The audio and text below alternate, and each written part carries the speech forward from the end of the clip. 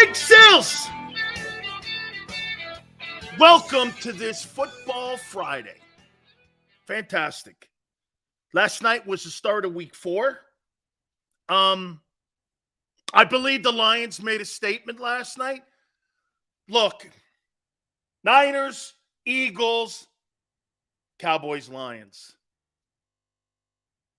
If you're looking for Johnny Walker and you're looking for like the blue label, that's on the top shelf. If you're looking for black and red, it's on the second shelf. You know what I'm saying? That's kind of like, that's the second shelf down there. So, but they're moving up. You see what they're doing. They're moving up. Okay. Hey, I have to drop this science on you. Tone, everyone, this is going to be the craziest thing you've ever heard in your life. So obviously today, like after 27 years, there's a dude that was arrested. And I lived in Vegas at the time. And I'm friends with the mayor, Carolee Goodman. She's been on the program, right? So I've been kind of like going back and forth with the sheriff's department. And Keith D was arrested. Do you want to hear the craziest story of all time? Tone, I don't know if anyone has reported this yet, but on a recruiting trip that Najee Harris took to UCLA when Jim Moore Jr. was the head coach, this is years ago, Jim Moore told Najee Harris that Keith D killed Tupac. And he told it to Rob Cassidy today from Yahoo Sports, the story. He goes, Jim Moore Jr. told me this story when I was on a recruiting trip to UCLA. I'm like, come again? And so they've kind of known who this dude is.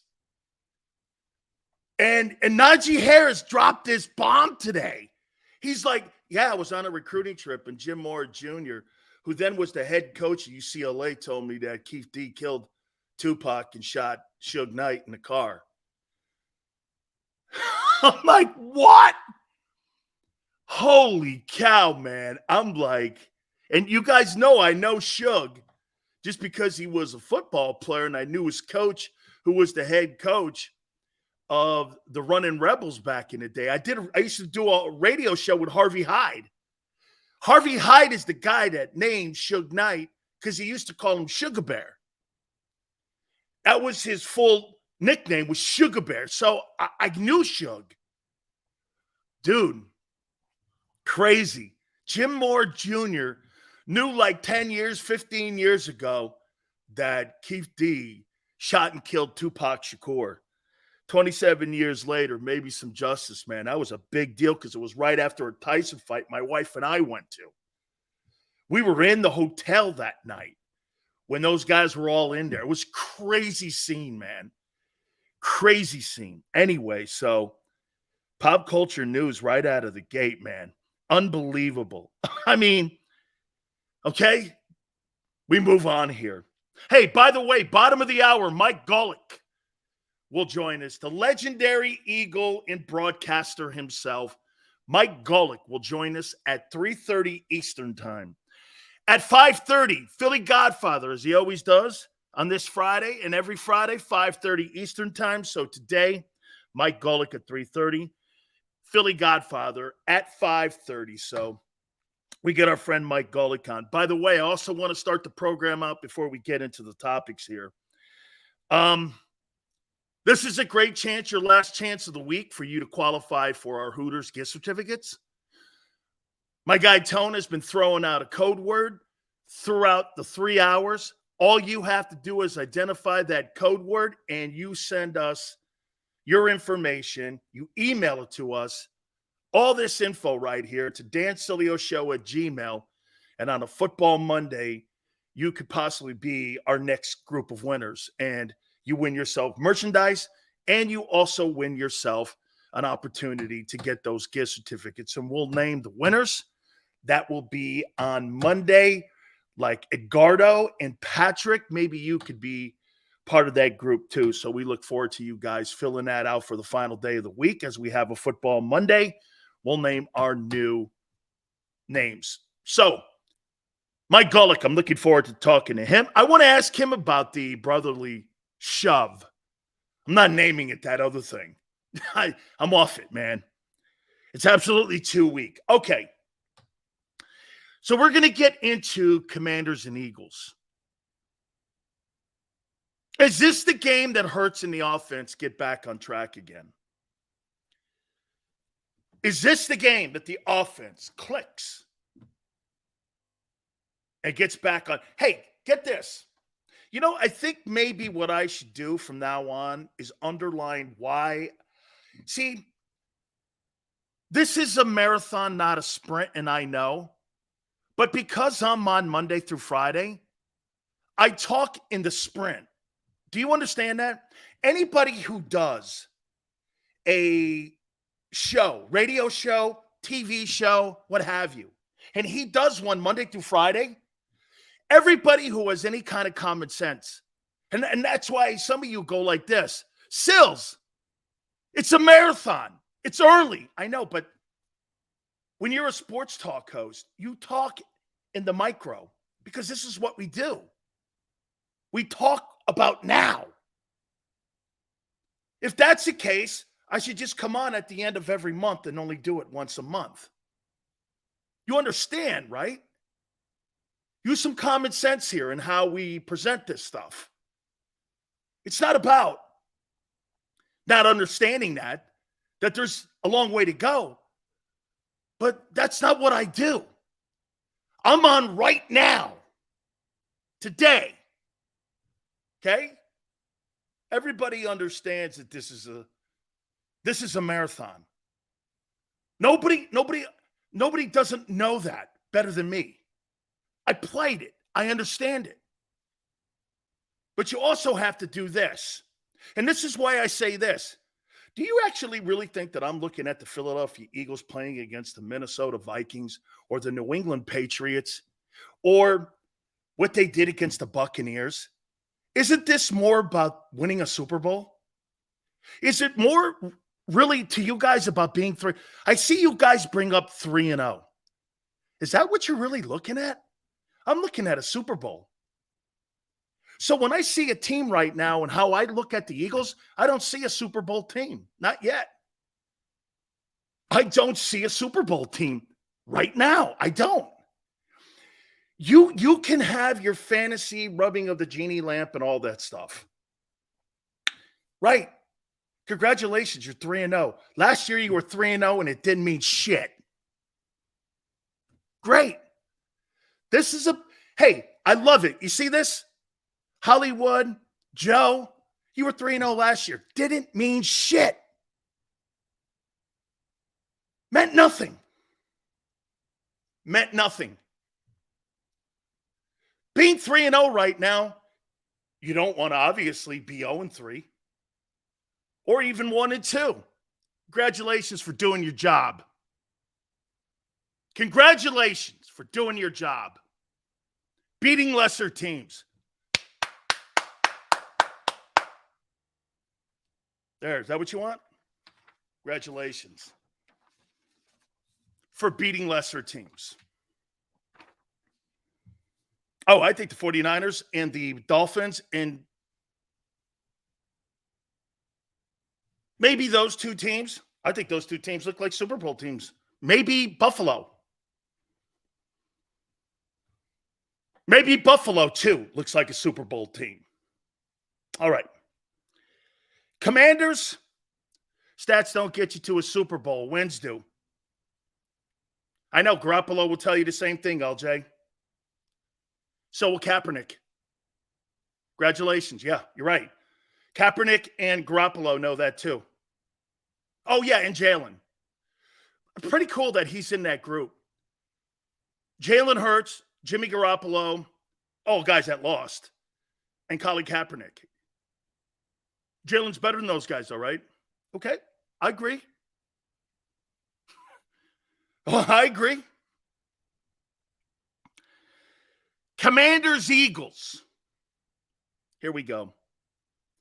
Commanders 2-1 heading into this game versus the Eagles. Last week, the Commanders, in my opinion, were absolutely thrashed by the Bills. 37-3. Howe was 19-29, 170, QBR 41.5, threw 4 picks in the game.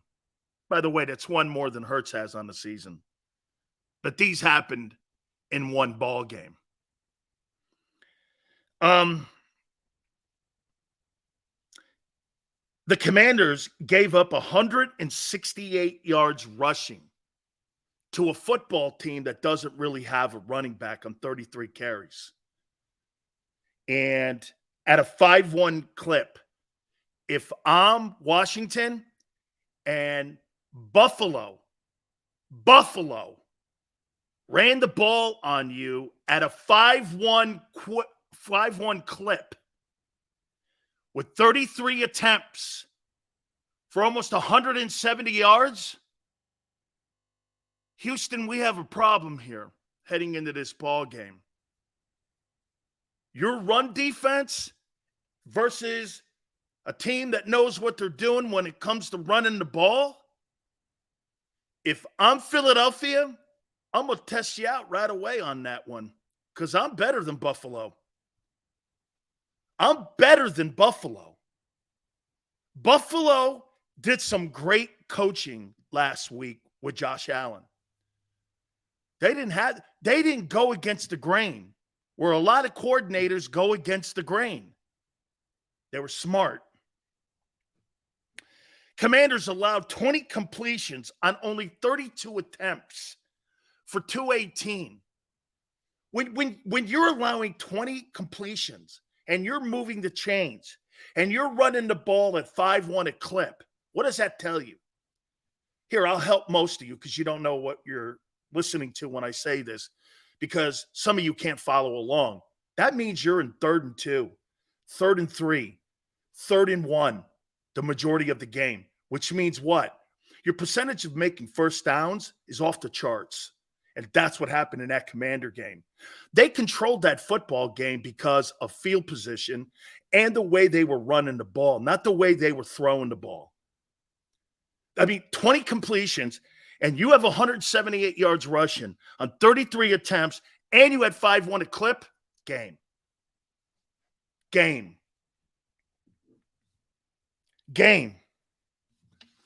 You're not stopping that.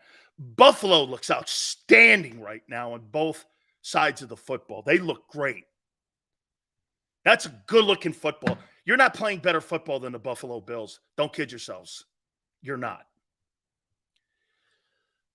The Washington rush defense, 13 attempts, 105. Why'd they quit? Why did they quit running the ball against Buffalo? I mean, you're almost at 8 yards a clip. Why would you stop rushing the ball like that?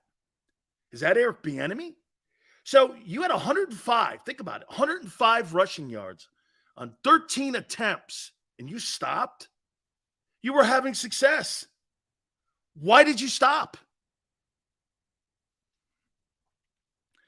Eagles are 7th in scoring,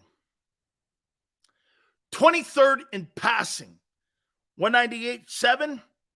Here's something else to keep an eye on in this ball game. The Eagles have been atrocious when it comes to penalties. 15 penalties, they're 28th in the NFL. Undisciplined football. Not me saying it. Your actions speak to it. You're 28th in penalties. What does that mean? Undisciplined football. Okay? 28th. That means you keep teams in games. Okay? You keep teams in games. Mask, I thought Cowgirls were the best team in the league. Let me get back to something that's more meaningful. Got to play better discipline. To me, in this ball game here, this is a 31-17 game. Okay? Unless you get out coached. And you've been out coached 2 of the 3 games that you've been in. And they have a better coaching staff than you. They proved it last year by beating you at full strength. And you can dissect that loss all you want. When you make the mistakes, that's a you thing, not a Washington Commander thing. Those are excuses. It turns my stomach when I hear people coming up with excuses why Philly lost that game. The 49ers beat the Rams and Giants. Can you put that back up there for me? Because he did throw the dough up there. And 49ers beat the, thank you, Tone. Steelers, Rams, Giants. The Eagles beat the Patriots, Vikings, Bucks, who you call the Super Bowl defense. Lesser teams. Not one of the teams the Eagles have played will make the playoffs. 49ers. The 49ers, in my opinion, we'll get to that later. Again, I'm off track here.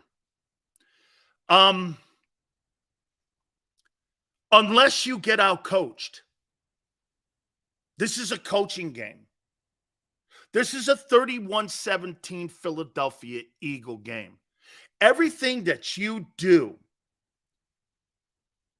and do well, they don't. You know, somebody told me they had a good front four. They do, but you can't. The Buffalo Bills ran you over. No excuses for Washington to have that kind of talent and equity in that defensive line and get killed by Buffalo. I couldn't even tell you who their running backs are. I know Allen's the threat, but who ran the ball? He didn't. Stupidity coaching. You gave up in the run game. I mean, why would you, when you're averaging 8 yards a carry, stop running the ball on Buffalo?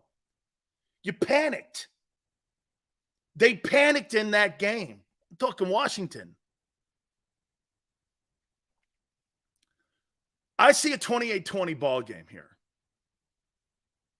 That's where I go. I see a 28-20 game because I'm not sold on your coaching, especially your offensive coordinator. And Michigan fan from Colorado, Ohio, checking in, tune every day. Keep it fair for most of the part.